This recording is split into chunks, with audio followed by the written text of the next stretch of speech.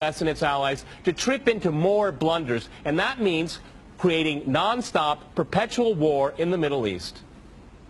Well, I'm going to make this interesting and disagree with everyone. Okay. I do not accept the premise, which probably isn't too much of a surprise, but nonetheless, I reject the premise that the whole point of the so-called war on terror or investing in the Mujahideen was to somehow fight terrorism or to make a better world. I would argue that if you really want to know what's happening with Middle Eastern policy, then you must read Oded Yanan's A Strategy for Israel in the 1980s. Now, in that document, which is pretty much being played out to a T right now and has been for many years, there were serious objectives for Israel. And Israel's main objectives were to expand and grow in line with the Greater Israel Project. And in order for it to do that, there would need to be an excuse to justify the expansion of Israel, and in order to do that, we would have to sow the seeds of sectarian hatred and violence in the region. The number one target of this plan was Iraq. We've achieved that. That's not a failure. That's actually a success. Iraq is a failed state largely. It is an absolute basket case. Sectarian hatred is absolutely insane. We see the beheadings and all of this madness, and we think it's a disaster. No, it's not at all. In fact, it's all part of the plan to break up Iraq into 3 different states. When we look at Syria, we also find that the goal is once again the same thing: sow the seeds of sectarian hatred and basically turn that nation into a basket case. This is happening according to plan as well. Now, ISIS, funny enough, could stand for the Israeli Secret Intelligence Service. Many people are seeing the very big benefits to the state of Israel, the so-called Jewish state of Israel, by the breakup and the balkanization of the surrounding states. So actually, if you believe what's being told to you, and I just don't know why anyone would believe anything that comes out of the mouth of virtually any Western leader, whether it be Obama or Bush or any of the rest of them, all of these people are nothing but patent liars, and everything they say is pretty much the opposite of the truth. So I don't accept virtually anything they say. Okay, good. Violence. Barack Obama did not bite at the opportunity to get involved in Syria a year ago. In fact, at the time when he was ready to start bombing Assad, just about 13 months ago, and he backed off as soon as the first excuse came to mind. We've been supporting ISIS. There is absolute continuity between the policies of Iraq and breaking it up and breaking up Syria as well. It is beyond naive to suggest that the U.S. doesn't have its fingerprints all over ISIS. In fact, tell me this: why has ISIS never once, or al-Nusra Front or al-Qaeda, not once have they attacked Israel? In fact, ISIS militants are getting medical attention in the Golan Heights and in Israel itself. What does that tell you?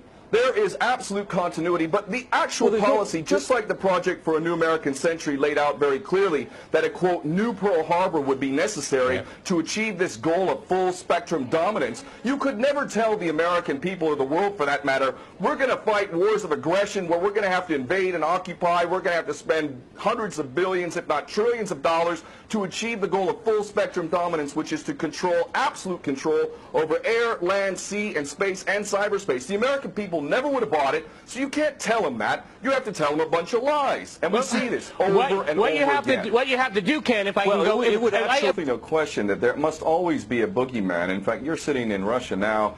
For 50 years plus, we were fighting this Cold War that really was an absolute charade to begin with. There never really was a threat of a Soviet invasion. And for decades, we spent insane amounts of money developing nuclear weapons to the point of really completely, totally collective insanity.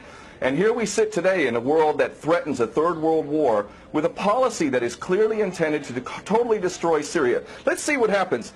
If we take Bashar al-Assad out of the equation in Syria, does anybody with half a brain not understand that that vacuum that's going to be created is going to be a vacuum filled by the most powerful interests there? And who is that right now? Well, that would be our best friends and allies, these little Frankenstein monsters that we create, whether it's al-Qaeda or al-Nusra Front or the latest ISIS monster that we've created. Those are the ones that are going to fill that vacuum, and that fits perfectly in line with Oded Yanan's A Strategy for Israel in the 1980s. And if these other two gentlemen haven't read that document, I seriously suggest you do. Another thing that's really worthy of pointing out is the so-called Islamic State is anything but Islamic. And yes, there is a war on Islam. Islam is very understood by many Muslims around the world to be absolutely 100% forbidden for you to forcibly forcibly convert somebody to Islam or kill them. This is totally untrue. Back in the medieval times, when there was Muslim empires, it was an absolute understanding and policy amongst the Muslims who were in charge at that time that those who practiced whatever religion were allowed to continue practicing that religion, and they were not even forced to pay taxes into the Muslim empire itself.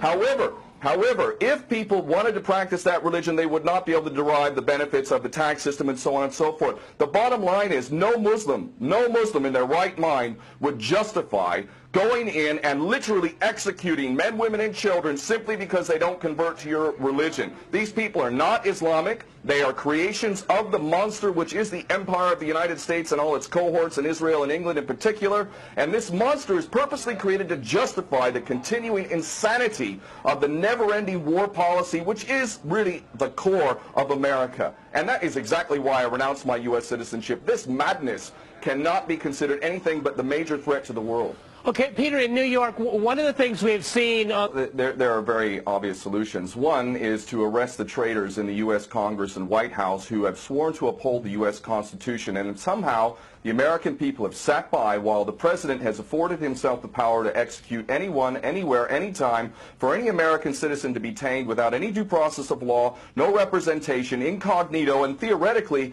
he could be condemned to death by a military tribunal in secret and executed. All of this operating under supposedly the United States Constitution. So all of these traitors need to be arrested first and foremost. When Netanyahu came to the Congress a couple years back, he received 29 standing ovations by these cowardly chicken hawk traitors. So the American patriots need to stand up and grab a pair and ultimately have some integrity and get rid of these traitors. Secondly, cut off all funding to Israel. Israel is a pariah state, a criminal state. It is committing active policies of genocide by the legal definition of the word according to Black's Law Dictionary. That country needs to be cut off right now. All of their attention needs to turn inward. Stop your little empire endeavors and full spectrum dominance and all of this sort of madness. Start taking care of your infrastructure back home. Start taking care of the American citizens who have worked their whole lives and now find themselves wondering how they're going to keep a roof over their head.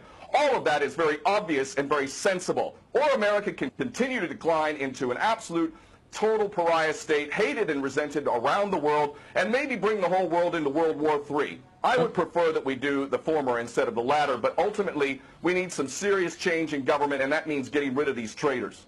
Okay.